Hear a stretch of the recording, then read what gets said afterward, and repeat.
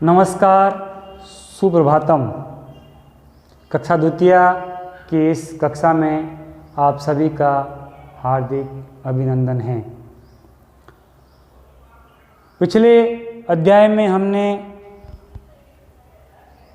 देशभक्त बालक केशव के बारे में कुछ जानकारियाँ प्राप्त की थी। आज उनकी थोड़ी सी पुनरावृत्ति करते हुए और इस पाठ में हम आगे बढ़ेंगे। पहला ही प्रश्न हमारे पूज्य अभिभावकों के माध्यम से बालकों के लिए कि बालक केशव किस विद्यालय में पढ़ता था। भैया बहनों को इसका उत्तर देना है कि बालक केशव किस विद्यालय में पढ़ता था। तो भैया बहन इसका उत्तर देंगे और इसका उत्तर होगा कि बालक केशव नील सिटी हाई स्कूल में या उस विद्यालय में पढ़ता था। भैया बहनों से दूसरा प्रश्न रहेगा कि बालक केशव की आयु उस समय कितनी थी जब यह घटना उस विद्यालय में हुई, तो केशव की उम्र क्या रही होगी। तो भैया बहनों के माध्यम से इसका उत्तर आएगा, उन्हीं से पूछना है। भैया बहन उत्तर देंगे कि बालक केशव की उस समय आयु लगभग 14 वर्ष रही होगी। ऐसे ही अगला प्रश्न रहेगा कि वंदे मातरम बोलने की योजना किसने बनाई। तो भैया बहन इसका उत्तर ढूंढेंगे और देंगे कि वंदे मातरम बोलने की योजना बालक केशव ने बनाई।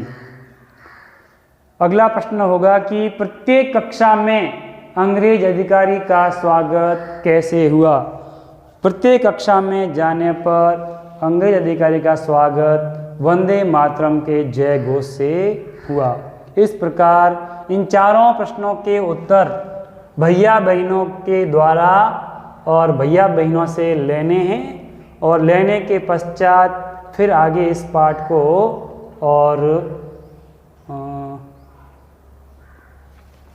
इस पाठ का वाचन और वाचन के बाद में इसको फिर समझाएंगे। डराने धमकाने पर भी किसी ने मुंह नहीं खोला।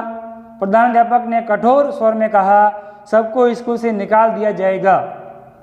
फिर बालक केशव अपने स्थान पर खड़ा हुआ और निर्भीक स्वर में बोला, भारत माता की जय। वंदना करना पाप या अपराध नहीं है। संसार की कोई भी शक्ति मुझे भारत माता का जय घोष करने से नहीं रोक सकती। यह सब मैंने किया है, दंड देना ही है तो मुझे दीजिए। देशभक्त बालक केशव को स्कूल से निकाल दिया गया और इस तरह केशव को देशभक्ति का पुरस्कार मिला। यही बालक केशव आगे चलकर प्रसिद्ध देशभक्त व राष्ट्रीय स्वयंसेवक संघ के संस्थापक डॉक्टर केशव राव बलीराम हेडगेवार के नाम से विख्यात हुआ।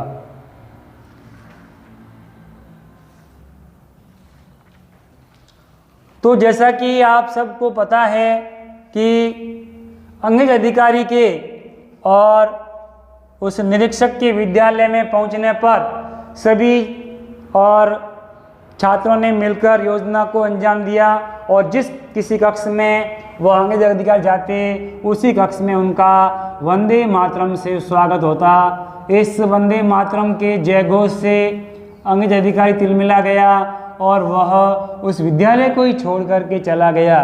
बात यहाँ पर खत्म नहीं हुई। अंग्रेजी जाने के बाद उस विद्यालय के प्रधानाध्यापक जी ने और सभी छात्रों से प्रश्न किया कि यह योजना किसने बनाई, कौन है इस योजना को बनाने वाला, अपना नाम बताएं या कोई भी छात्र उसका नाम बता दीजिए। उस भैया को या उस बालक को, उस छात्र को सजा मिलेगी। लेकिन ये क्या, कोई बालक ये कहने के लिए तैयार नहीं कि यह योजना तो बालक केशव ने बनाई थी।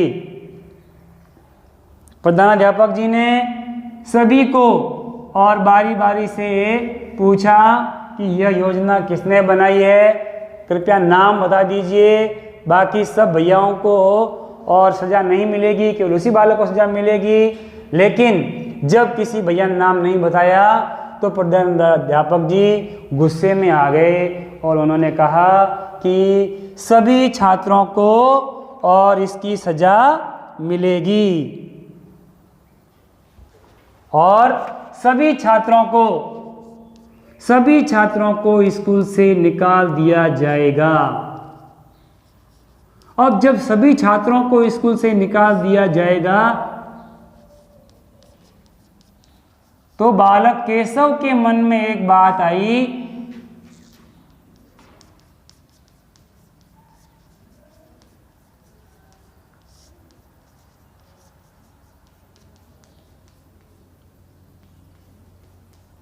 मेरे और इस कार्य के कारण सभी छात्रों को इसका नुकसान उठाना पड़ेगा।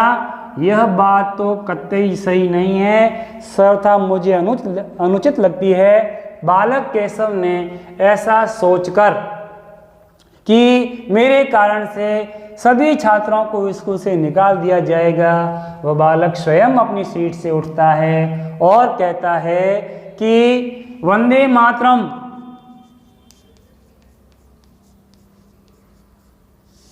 अर्थात भारत माता की जय।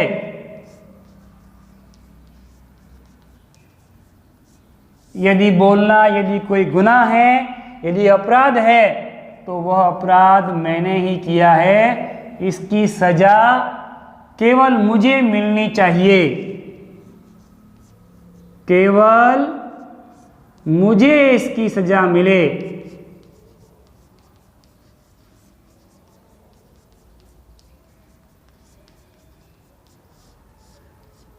सभी छात्रों को इसमें घसीटने की जरूरत नहीं है।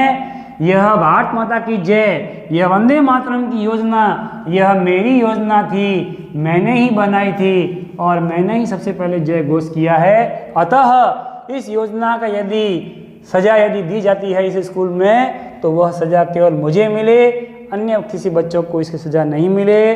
और हुआ भी यही, बालक केशव को उस नील सिटी हाई स्कूल से निकाल दिया गया। नील सिटी हाई स्कूल से उस बालक को निकाल दिया गया।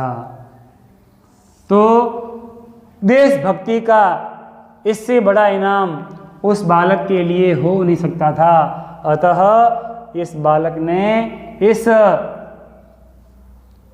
सजा को भी, जो अंग्रेजों के राज में स्वाभाविक थी, क्योंकि उस समय हमारा राज्य नहीं था, उस समय हमारी सरकारें नहीं थी, हम लोग गुलाम थे। अतः अंग्रेजों द्वारा यह बर्ताव बालक केशव के लिए कोई नया नहीं था। आए दिन इन बालकों पर ऐसे ही अत्याचार हुआ करते थे। अतः बालक ने इस अपराध को स्वीकार करते हुए स्कूल को छोड़ दिया।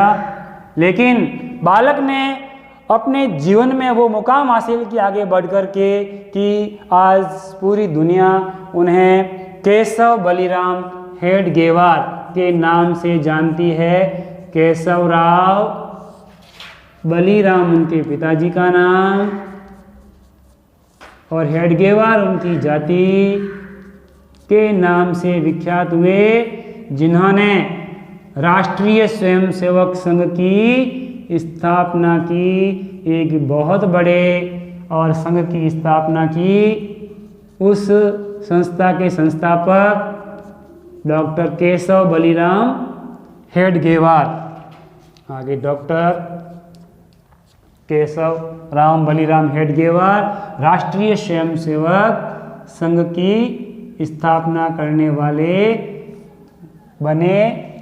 छोटे से बालक केशव और बाद में उनका नाम डॉक्टर केशव बलिराम हेडगेवार के नाम से वो विख्यात हुए। इस प्रकार से इस पाठ में इतना ही। प्रश्न उत्तरों में देखें।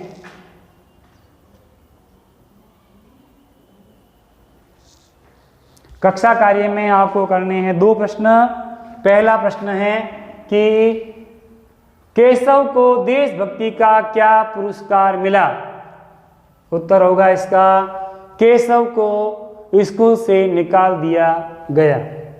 प्रश्न दूसरा होगा कक्षा कार्य में कि केशव ने बड़े होकर किस संस्था की स्थापना की?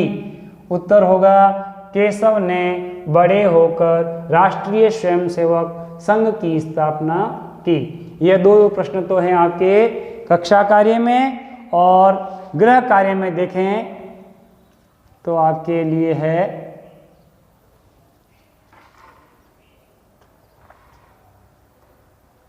रिक्त स्थानों की पूर्ति कीजिए।